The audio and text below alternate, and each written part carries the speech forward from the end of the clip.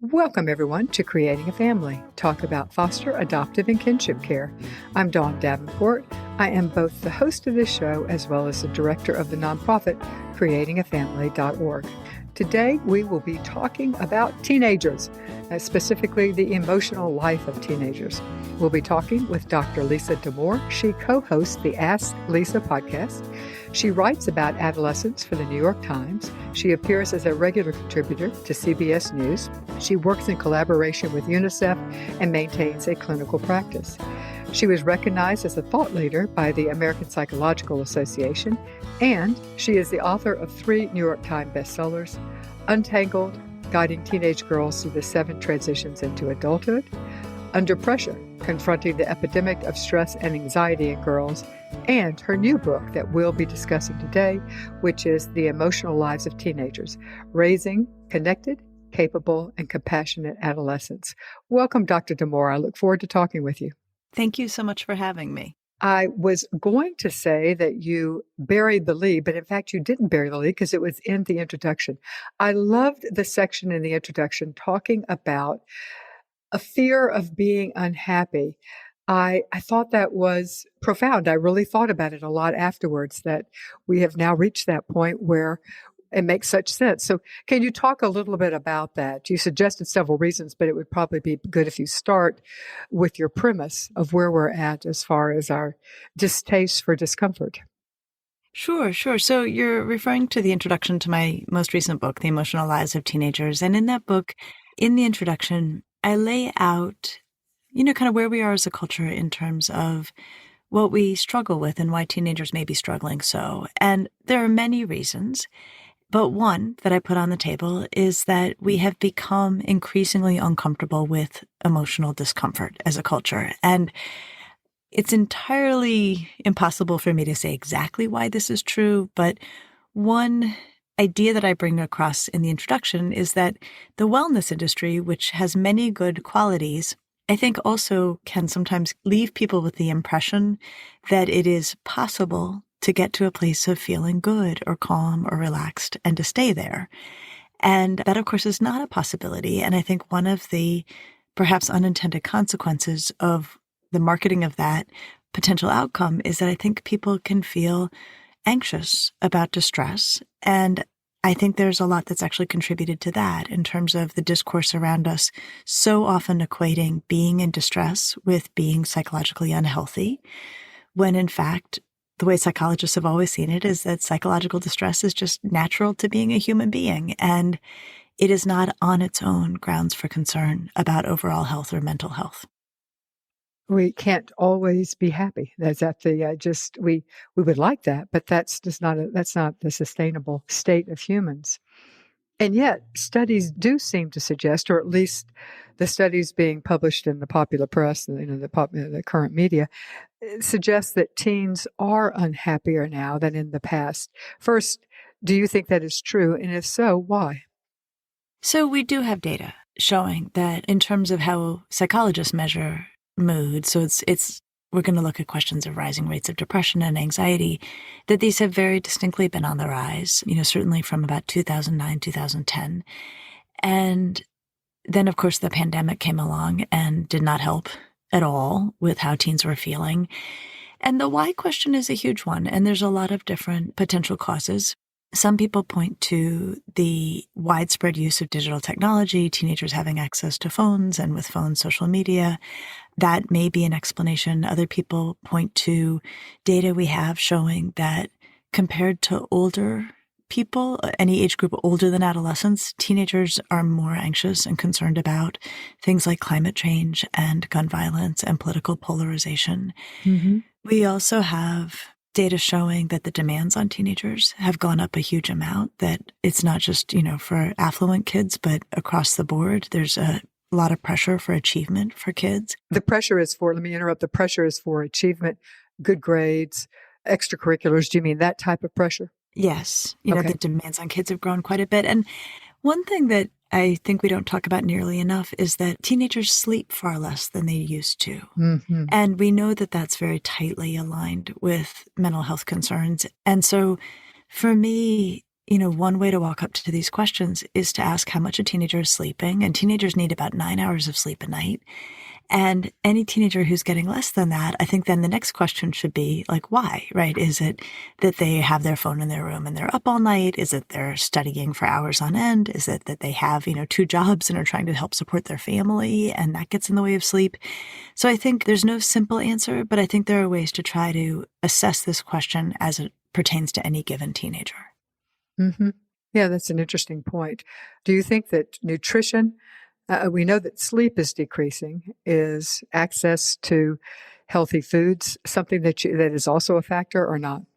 It certainly can be. There are a lot of kids living in what we call food deserts, right? Where they actually don't have access to grocery stores. And so they are working with pretty limited options that are often highly processed foods. And we do know that eating, a diet that's very, very heavy in highly processed foods is hard on overall health. And I don't think it's a big stretch to say if you don't feel good physically, it's very hard to feel good mentally. So I think nutrition can be a factor. Okay. Well, you start the book, The Emotional Lives of Teenagers, with 3 myths about adolescence. And these weren't the myths I would have necessarily selected. I think some of the myths that I think of is that, living with teens is a horrible experience. They're highly emotional, they're difficult, they're explosive, things like that. I think a lot of parents dread the teen years. However, your myths were more about emotions, which I loved. So please, can you tell us what you think the 3 myths are and why we have them? So yes, these are the myths that prevail about emotions. And I would say they prevail actually about emotions in people of all ages, but I think there's a lot that, given the very intense emotionality of teenagers, sort of centers them well on adolescence. So the first myth I bring across is the idea that emotion is the enemy of reason, that either you're thinking logically or your thinking is poorly informed by your emotions. And there are exceptions to every myth I bring across, and I will talk about those. But for the most part, psychologists appreciate that emotions help us with decision-making. They help us make good choices. They can contribute to sound reasoning. And I share in the book a metaphor from my colleague Terry, who's cited in the back of the book, who's another psychologist in my community. And she has this great metaphor of emotions being like a board member at our personal board of directors, and that we all have a personal board of directors that helps us make life decisions. So, at that board are, our obligations, our constraints, our financial considerations, our logistical considerations, our ethics, our interests, and also our feelings. And that those all come together to help us make choices going forward about how we want to live our lives. And what Terry says when she talks about it, and I love this so much, is she said, emotions have a seat at the board, but they don't chair the board and they almost never have the deciding vote. And I think that's how we want to think about emotions. They can be informative to our reasoning, but they shouldn't dominate our reasoning. Now, with teenagers, the one exception here about where emotions and reason don't get along so well is that teenagers uniquely have a different way of thinking about things when they're in very, very socially and emotionally charged situations. And they tend not to reason as well. So when they are in relaxed situations or just talking with their folks, they often can reason quite well. But if they get to a party, they don't reason as well. So we need to account for that. So that's the first myth. The second myth, and I think this one does prevail, is the idea that emotions can be harmful to kids. Especially strong emotions. Very powerful ones.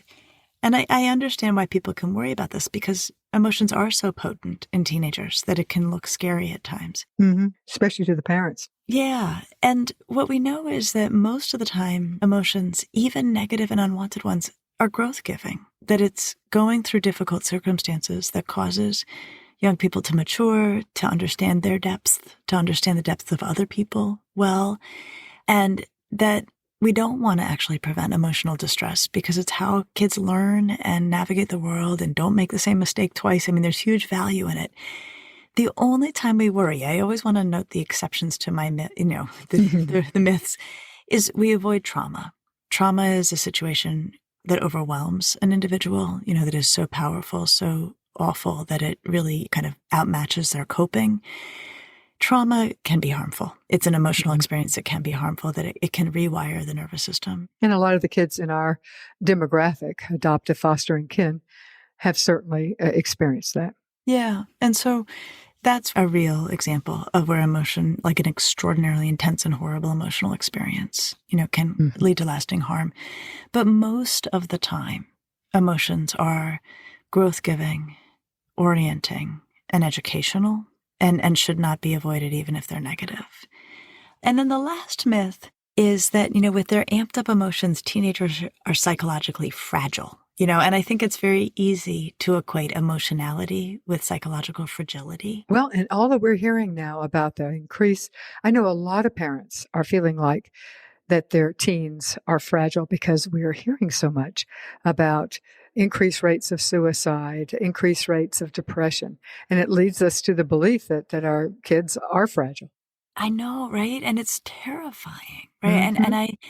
I have so much empathy as the mother of two teenagers myself, for a parent who is looking at those headlines that you described. They're all around us, hearing about an adolescent mental health crisis all the time. And then they have a 13-year-old who walks in the door and has a total meltdown, as 13-year-olds do and always have Hmm. done. And I think it really does make me very empathic to the parent who looks at that and is thinking, okay, is this my kid just having a meltdown, or is this an adolescent mental health crisis unfolding in my Hmm. kitchen, right? And so it's important for us to know that the baseline for adolescent emotions is intense, that they have very powerful feelings that tend to be all over the map. And I really work in the book to lay out when to worry, because I think it's hard to know as the parent of a teenager when you're supposed to worry about your kid's emotional life. Hmm. And what I get at is that we expect mood to go up and down. That's typical to adolescence, but we don't expect it to go to a dark or worrisome place and stay there. Hmm. That's not what we would want to see. And the other thing that we also want to watch out for is what I call costly coping. When young people, or actually a person of any age, is managing, a young person is managing a painful emotion, but they're doing it in a way that's going to actually do harm over time. They're abusing substances, or they're being horrible to other people, or they're taking it out on themselves. So we want to be alert to when to be concerned, but I think it's especially important with teenagers that we know that, because, a typical Wednesday with a teenager can be a pretty spicy ride, so it's not always easy to know. Yeah, amen. Let me pause here to talk to those of you who might be considering starting a support group for foster, adoptive, and kin families, or are running a support group, or are doing training meetings for this demographic. We have a great resource to tell you about. It is our interactive training support curriculum for foster, adoptive, and kin families. It is a turnkey, meaning it's an all-in-one resource.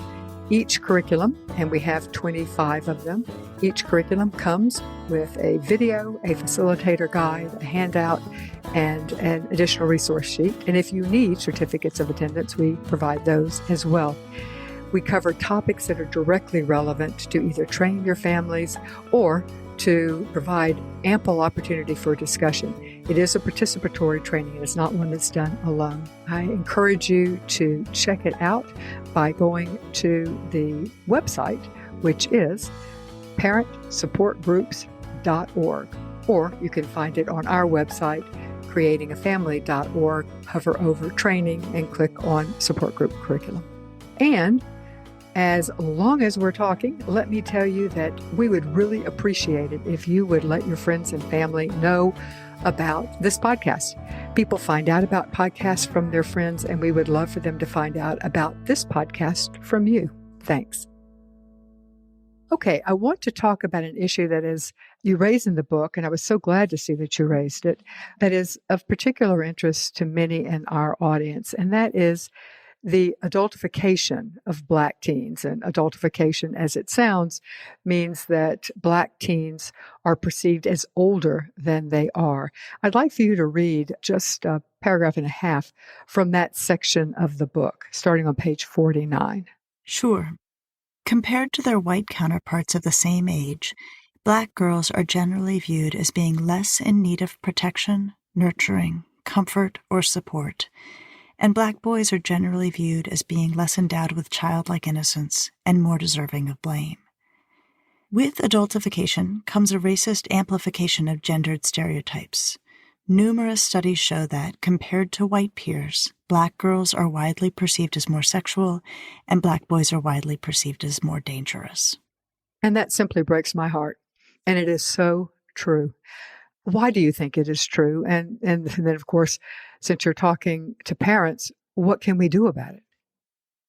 So, in terms of the why we see this as true, the roots are very deep. And the roots are, racist through and through. But this is probably one of the most heavily notated sections of my book because I really wanted to include as much research about how extensive these findings are and also the accounting for them. But I will say, by way of one explanation, and this does not do justice, is to view Black girls as more sexualized and to view Black boys as more dangerous is one route by way of allowing their mistreatment, right?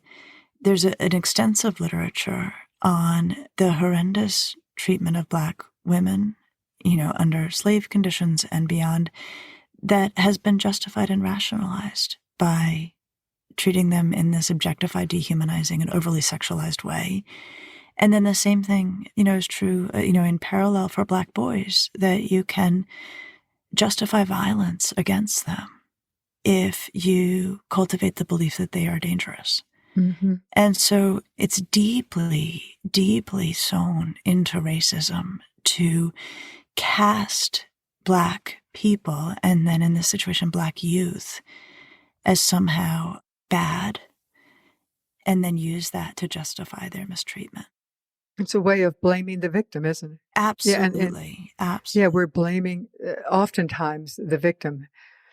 And I suppose the why doesn't matter. But so what can parents do about it if we're raising a Black teen? Yeah. So, this section, I'm white, and I wrote this section very humbly, in an effort to bring across what the data show and to try to share the experience of Black families or Black teenagers in families. And what I feel like in terms of what to do, I sort of work with the assumption that this section of my book is not telling Black families anything they don't know and anything they have not lived, Mm-hmm. Exactly. My aim in bringing this content into my work is truly for adults who aren't Black to be reminded or, hopefully not, but perhaps taught about what it means to be a Black teenager, about the extraordinary burden that our society places on Black teenagers, and that the people who can do something about this, or certainly the ones who are most beholden to doing something about this, are not the Black families or the Black teenagers. Mm-hmm. It's the rest of us. And we need to work with that understanding. Mm-hmm. And for us parents, Black and white, who are raising Black teens, to not buy into it ourselves, just because our teen may be maturing early or maybe not, but simply not to buy into it.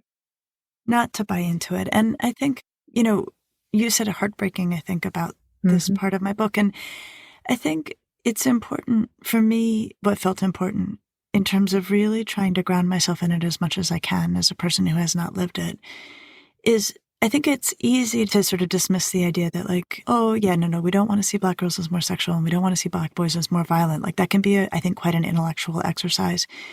But I was very deliberate in writing the way the research really finds this, which is, it's not just that, it's that we see them as less deserving of protection. Yes. And less endowed with innocence. Right? That's the part that broke my heart, was the that less was my endowed of aim. innocence. Yeah. That was my aim in the way I wrote this, Mm-hmm. because I think when it's just an intellectual exercise, which it can be if you don't live it, I think we can say, no, we don't mean to do that, and then we can kind of carry on with our day. But I think, change happens, and this is where, I write as a psychologist, I want to change behavior.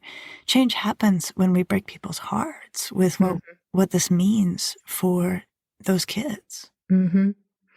Yeah. I interviewed a Black man once, and he spoke, I'll just be paraphrasing him. He said, I remember, he was a transracial adoptee. He was being raised in a white family. He said, I remember very clearly when I was 8 years old, when all of a sudden I became not the cute little boy on the block, but the big kid on the block to be feared. Yeah. And I thought at 8, he was still losing teeth, for goodness sakes, Yeah. Yeah. And some of the research I cite in this section actually looked at 10-year-olds and looked at videos that were done with Black boys and white boys, but 10, like little kids. And Yes.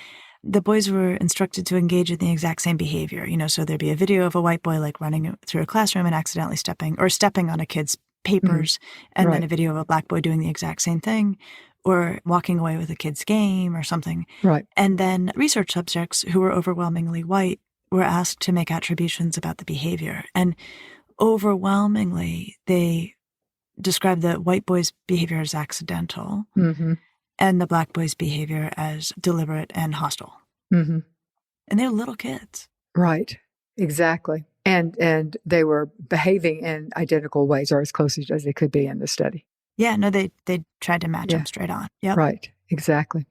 All right. Well, to lighten things up, I loved your chapter titled Why Our Teens Hate the Way We Chew. I read that and burst out laughing because that, in fact, clearing my throat was the one that really annoyed the ever-loving, apparently, out of my child. One of my children, I must say. I have raised 4 teens, and I do love the teen years. We'll talk about that at the end. But yes, clearing my throat, which had nothing to do with her. I wasn't even involved with her. Really, really annoyed her. So when I saw that teen hates the way you chew, it made me, I burst out laughing. So why do we seem to inadvertently, and at least in my case, it truly was inadvertent, annoy our kids so much? So this is a section in my chapter about the seismic shift that is adolescence. And this chapter 3 in the book. And I will tell you, this is one of those things where it's one thing to learn about development in graduate school. It's another thing to raise your own teenagers and watch it play out in your home. Yep. Been there, done that. Yep. Felt so surprised because I really thought I was both cool and just, somebody who would never get my feelings hurt by my own child. It's pretty powerful stuff, right? Yeah, it sure is. So I had learned in graduate school about separation and individuation, where kids wanted to build a separate identity and become individuals from their, different from their families. But it really was in living it as a parent that I was like, holy moly, there is a lot going on here. And the way I describe it in the book aims to actually make more vivid and I think more, hopefully, like sticky, what is actually happening. And the term I use is the idea that, it's right around 13 usually. The kids decide they want to build their own brand, whatever their new identity is going to be.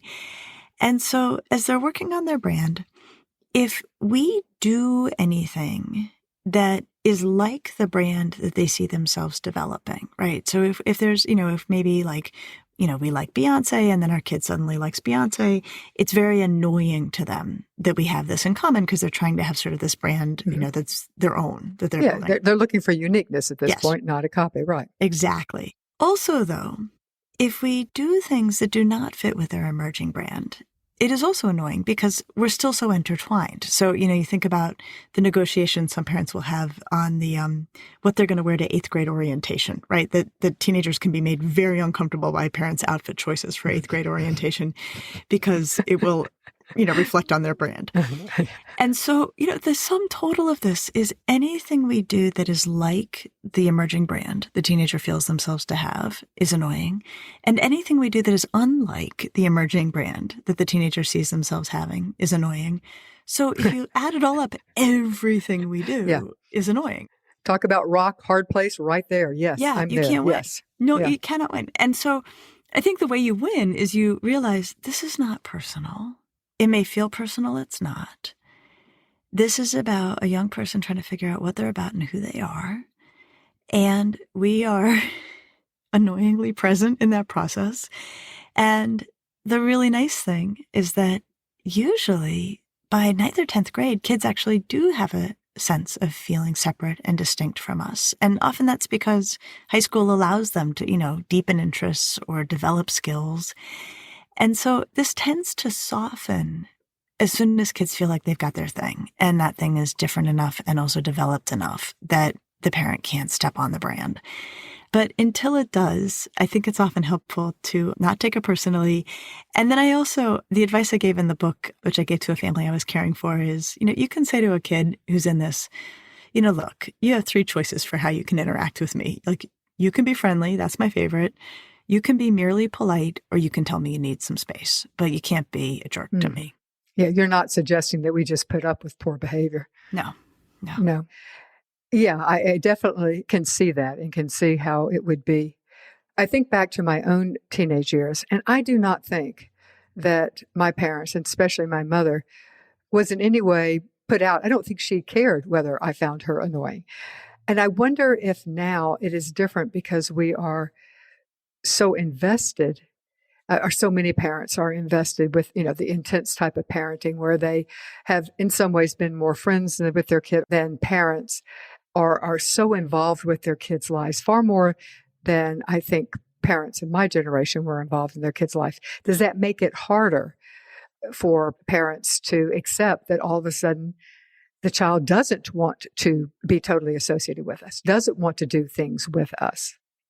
I think it can. I think I know what you mean about the boundaries between kids and parents being different now. I think about it a lot in terms of how often I hear about social overlap, that the parents are friends with the parents of their kids' friends. Mm-hmm.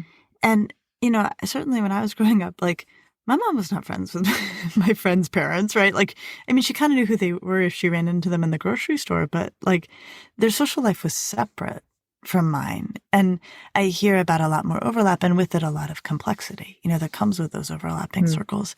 But I do think it can feel harder if you've really committed yourself to the idea of being very, very close to your kid with the hopes that that's going to last uninterrupted or undisrupted through adolescence. Like, it won't, and it shouldn't. And it shouldn't. That's the point.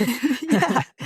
And kids come back and are lovely and fun and wonderful, but 13 is not usually the height of that. No, well, I can just say for sure, at least in my experience of my N of 4, it was not.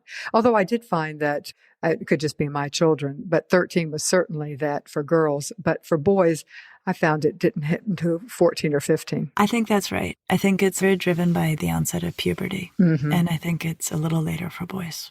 Yeah, it can be, for sure. You talk in the book that the goal of parents is not to avoid conflict with our teens. Rather, it should be to learn how to have constructive conflict. And I wonder if this goes back to the myths that you talked about in chapter 1, too, that we don't have to fear conflict. In fact, it can be a good model. Conflict is a part of life. But anyway, will you talk some about not needing to avoid conflict, but to focus on having constructive conflict? Sure. No, and I think that's exactly right. I mean, conflict's a done deal. Like, we're not going to get along with people, and people are going to bother us, and we're going to bother them. And I think it does go back to the beginning of the book, where I think we've got this general discomfort with friction or emotional displeasure. And given that friction's happening, emotional discomfort's happening, like, it doesn't help us to feel unduly anxious about it. We are going to get into friction with our kids, with our teenagers. And I actually, in other work I've done, I articulate that it's actually concerning to me if a teenager isn't actually pushing away or pushing back on or disagreeing with parents. That's very unusual and can sometimes be a flag that something's not quite right. The goal in getting into a conflict with your teenager, or having a conflict find you with your teenager, is to try to do it in a dignified way that really models how we want our teenager to handle themselves in all relationships and in all conflicts. And one thing I recommend in this book that can work really well when a teenager and a parent have come to an impasse is it can be very helpful for each to try to articulate the other's position. And usually for this to work, the parent has to go first, and they have to do a really good job. So, exactly. Say that you've got a teenager and a parent, and the teenager wants to go hang out at a house that the parent does not even feel good about, right? Like, they know what goes on over there, and they're saying no. And the teenager is really frustrated because the teenager feels they can handle themselves well and should be trusted to go. And they don't want to feel left out. No, of course they don't. Exactly. And so, this is like a great example of something that could easily come to an impasse. The teenager wants to go, the parent doesn't want him to go. And one thing that can help, and it doesn't magically solve the situation, is for the parent to say, let me see if I can articulate this from how you see it. I'm going to do my best, and then you're going to tell me what I'm missing. And that the parent really do it, that they say, okay, maybe the way you see it is that you have been handling yourself really well and you're a very responsible person. And, you know that going over to this house like comes with certain risks, but you've thought them through and you really feel like you're not going to get yourself into a spot and you know what to do if you are, like that the parent really tries in an earnest and full-hearted way. Mm-hmm. Giving full faith and credit to their position. Exactly. Absolutely. And then say, what did I miss? Like, what did I, and like the teenager might say, I'll call you if it's a problem. Like, or I will, or I'll leave if it's bad or something, like really giving the kid a chance to flesh it out. And then the parent can say, okay, do that for me. Like, do that for me. Like, what is it that's making me so anxious? Can you say it? And then hopefully, and teenagers are amazing, right? You love them. I love them. If you've done your job, like as an adult, like if you've really given it everything you've got, don't be surprised if a teenager says, I get it. Like, you're not wrong. Maybe what you're thinking is like, you are hearing these stories and these stories you know to be true and you care about my safety and you know that things happen fast and they get out of control quickly and my good intentions may not be enough to keep me safe. Like, don't be shocked if a teenager says that. Or, you can say to the teenager, okay, can I finish it out? And then you can try to, add what they missed. There is something about having to say the words out of your own mouth of what the other person sees or feels that, in my experience, tends to create an opening that wasn't there before. And if nothing else, it creates the opportunity for collaborative problem solving. And sometimes there is no collaborative problem solving. You just can't go to the house. That is okay for parents to take that position. But there may be opportunities to work together so that your parental concerns are taken care of and the teen's concerns are taken care of. Exactly, right? So if you sort of treat it as a team effort and everybody on the team has to understand where everybody else on the team is coming from, you can get somewhere, I think. Mm-hmm. And it may take some giving on both sides. Yeah, no, parenting is, especially with teenagers, is often about tough negotiations. Yeah, it very much is. And also, I always thought of it as holding reins. You still have to have the reins held, but you really have to hold them loosely because the tighter you hold the reins, the harder the pull is going to be. I think that's right. I think that's right. Yeah. Let me stop for just a moment to tell you about one of our partners. It is the National Council for Adoption.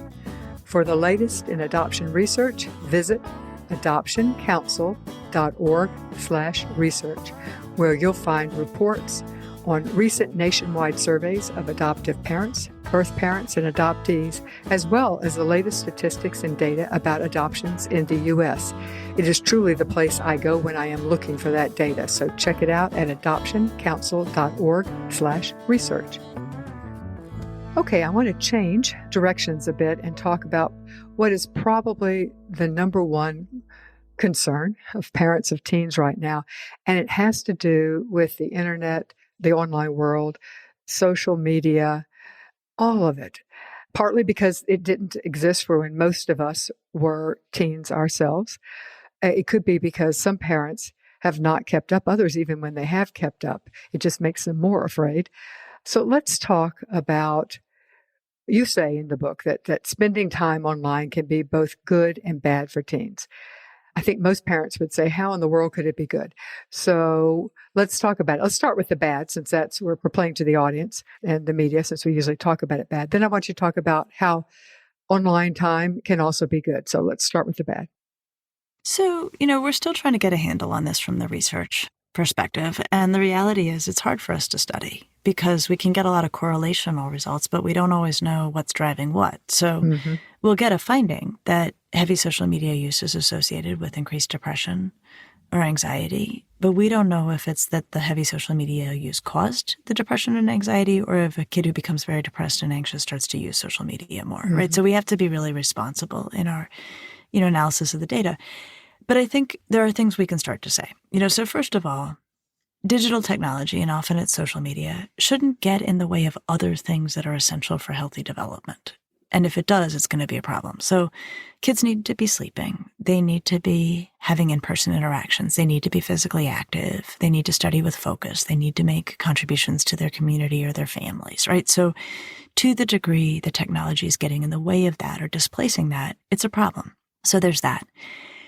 We also know that kids can end up in toxic online environments. The algorithms that drive social media platforms will figure out what kids are interested in or show them a variety of things to figure out what they're interested in. And then they'll flood their feed with that. So one thing we saw in the pandemic that I'm going to get ahead of the data and just go ahead and make a causal inference. We saw a lot of kids who had a lot of time on their hands, obviously, and who some of them decided that they'd use it to get fit. So they started searching online for, fitness, dieting, weight loss, all of those things. And their feeds were flooded with that content. And then images of ultra thin and images of ultra fit people. And then what do we see? We saw this huge explosion of eating disorders.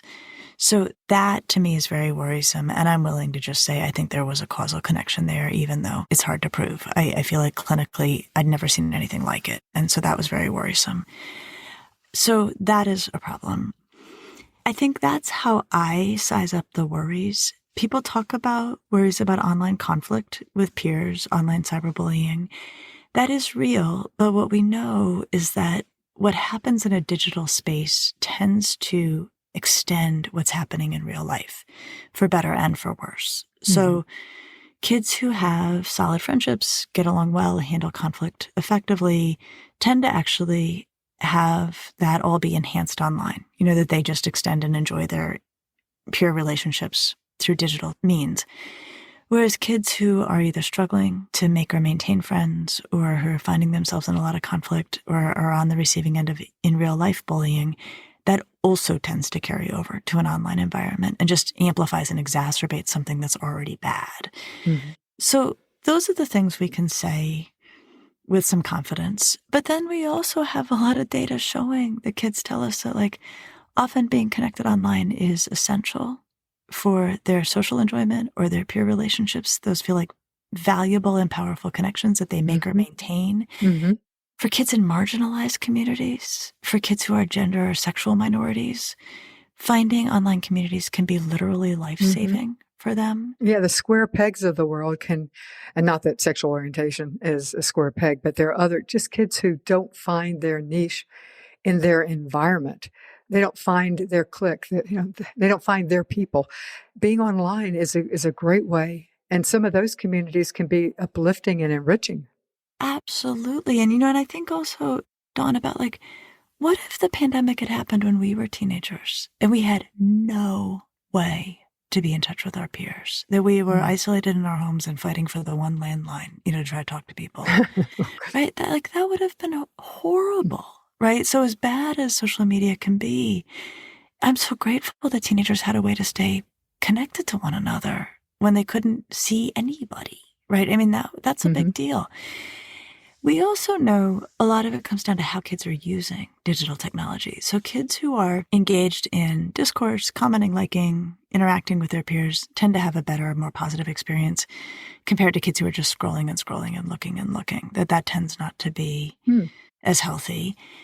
And I will tell you something else that doesn't usually rise to the level of the discourse, which is teenagers tell me it's where they learn how to argue in very subtle and important ways. And I have a very funny 12-year-old daughter, and she was complaining to me, and she's actually not even online, interestingly. She just has picked this up from the world, but complaining to me about an assembly she'd had at school that was terribly heteronormative, and I just was cracking up, because I was like, there's no part of me when I was in sixth grade. I wouldn't have known what the word, I wouldn't have even been able to say the word, most likely. Exactly, It's too many syllables. Too many syllables. And so, we do see in teenagers this extraordinarily sophisticated capacity for discourse and a very, very advanced understanding of social justice questions, way beyond anything I was doing when I was a teenager. And I thought I was sort of, paying attention to the world around me. And so I think we have to also credit the fact that they are in online conversations, they're watching argumentation unfold, they're watching a post and a response to the post and a response to the response to the response. It's developing a skill set around interrogating questions, analysis, and argumentation that doesn't, I think, often get credited as it should be. And another thing I would add to that is that the internet is here to stay. Online content is here to stay. Yeah. I mean, it's something to say for what age we expose, and we'll come to that in just a minute. But putting our head in the sand and denying use of it all Simply, it's just postponing the inevitable. Let's talk a little bit about porn. What should parents know about porn? The kids are looking at it. They should definitely know that. Mm-hmm. And they're looking at it younger than you think. Mm-hmm. There's some data showing that a lot of kids are first exposed to it around age 11. Huge percentage have seen it by 13. Boys and girls? Boys and girls, though we have pretty good reason to think boys are more likely to go looking for it, but that doesn't mean girls aren't exposed to it or to go looking for it. And, how kids get exposed, often it's some kid they know gets a phone and then, they're riding on the back of the bus and that kid's, sticking it in their face. So it's not necessarily, you don't know how it's going to come to your child. But certainly by late adolescence, upwards of 75% of kids have seen porn, at least. And so, I think we have to be very realistic about this as a thing that is very much prevalent in the lives of young people as soon as they have access to a device with a browser. Or their friend has access to a device with a browser. Yes. Right, which is really frustrating, I think, for a lot of families. Yes, it is. I also think if people are not themselves looking at pornography as adults, which that's above my pay grade, not my department, but if you're not aware of what's out there, it is rough, right? I mean, this is not, soft focus erotica that is what pops up when kids are looking. I mean, when they type in Pornhub, what comes up is, I'm not a prude by any measure. It is very disturbing. It is very violent. It is very graphic. It is quite overwhelming. And quite unrealistic. Unrealistic and truly violent and degrading. And very much centered on themes of degradation of women and confusing, right? Because you have images of, what looks really like a violent rape, but she seems to be squealing in delight, right? So, it's very bizarre and hard to integrate, I think, for adults often to make sense of. And then, to imagine an 11 or 12-year-old having this be their introduction to what sex is about, right, is very hard to think through. So I think there's some things adults can do. Number one, I don't think kids should have phones in their rooms, as a general rule ever, nor should we have phones in our bedrooms as a general rule ever. It doesn't help us sleep. And I tell the story in the book about a priest, actually, I was talking to who was telling me that he'd gotten at confession a whole lot of high school boys saying that they couldn't stop looking at porn on their phones all night. And they were feeling horrible about it. So if you needed a reason to not have a phone in your kid's room, there's one. But it also just messes with sleep. I think the other is that parents want to get out in front of this. Kids are not going to bring this up with us. We have to bring it up with them. And so when my older daughter got a browser, which is separate from getting a phone, and we will come back to that, because people often just give the kid a phone with a browser, which you do not have to do. When she got a browser, I said to her that my number one worry is that one way or another she would come across porn, either deliberately or accidentally. And I said, it's going to freak you out. And I need you to know that. And I need you to know that it does not depict the kind of loving sexuality that I, hope she enjoys in her life when the time comes. And that also she's free to ask me any questions she has if and when she encounters it. And she does not need to be ashamed, and I'm there to help. So I think we need to acknowledge and account for that too. How carefully should parents supervise what their teens are seeing online? And let's be realistic. Not only how carefully should they, but can they supervise what their teens are seeing online? So actually, the American Psychological Association just put out a truly fantastic advisory on this topic. I thought it was excellent too. Yeah, I was really pleased. I'll link to it in the written material. Really pleased. And one of the things I really liked about it is that it acknowledged very much a developmental perspective, right? That you're going to have different rules for different kids at different ages. And that is true. So the first thing I would say is go very slow. And, on your home router, you can put controls on that make it that browsers can't go to pornographic sites. And you should do that, I think. Then the question is, what about your kid who's out and about with a browser? So let's just for now focus on the kid's own technology. I feel really strongly that if you're going to give your kid a smartphone, which, that's fine for families to do if they want to, you should start with a smartphone that does not have a browser and does not have any social media apps, and that the kid has to have your permission to add anything to it. And you can set it up technologically this way. So they have a texting machine. And for a lot of kids, that will get them a long way in terms of being able to maintain their friendships, stay connected, know what's going on, play with and photos. not look like a dork. They would have a phone, they can whip it out. Nobody has to, they don't lose standing. Exactly. And it's not a flip phone, which a lot of kids would rather carry smoke signals than a flip phone. So they're not going to do that. So you can give your kid an iPhone if you're going to give your kid an iPhone, but you don't have to give them a fully loaded machine. And then see how they do. And see, for me, the inflection point I'm always looking at is at what point do they start to have a hard time staying connected to their peer group because they do not have social media, right? That's the inflection point. Because social media is hard on kids, but social isolation is also hard on kids. Mm-hmm. And so what you were mentioning, like it's coming eventually, like, but the goal is in my book to push it as late into development as possible. Like how long can your kid ride on texting and still be plugged in with their friends?